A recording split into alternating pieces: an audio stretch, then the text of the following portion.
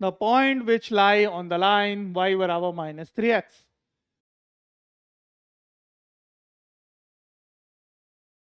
जब भी कोई लाइन दे रखी हो, लाइन का कोई बिंदु दिया हो, तो आपको क्या करना पड़ेगा, इस इक्वेशन में बारी बारी हमारे पॉइंट जो है वो रखने पड़ेंगे।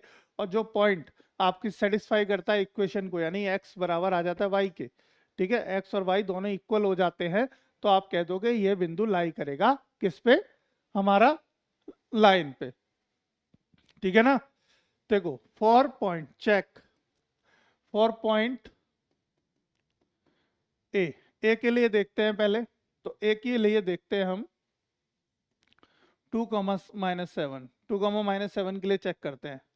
तो y बराबर -3 इंटू एक्स, तो y का मान -7 है, बराबर -3 इंटू 2 मतलब -6 हो गया, तो -7 नॉट इक्वल टू -6, तो बराबर तो है नहीं, तो ये हमारा गलत हो गया, यानी कि ए तो लाई नहीं करता, ए हमारा इस लाइन पर लाई नहीं करेगा।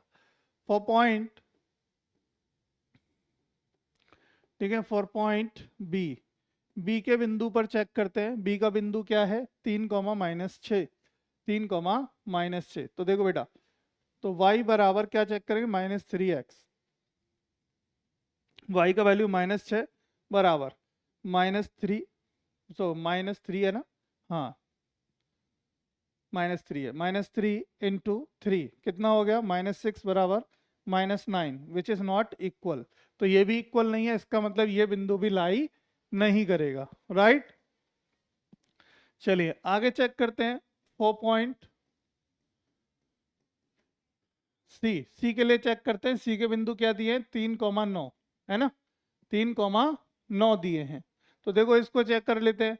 तो y बराबर क्या दिया है, -3x लाइन है, y की जगह रखो 9 बराबर -3 गुणे 3, तो क्या हो गया 9 बराबर -9, जो कि बराबर नहीं है, ये भी बराबर नहीं है ना, ये भी हमारा इक्वल नहीं आ रहा है। अब now check for point D की वैल्यू को चेक करेंगे, 3, -9 जरा रखिए y बराबर -3x के अंदर, तो -9 बराबर -3 इंटू 3 कितना हो गया बेटा, -9 बराबर -9, तो जो कि इक्वल आ रहा है। तो जब ये इक्वल आ रहा है इसका मतलब ये हमारा सही है, तो डी ऑप्शन बिल्कुल हमारा सही है, कि डी ऑप्शन के जो बिंदु हैं वो इस लाइन पर लाई करेंगे, ठीक है।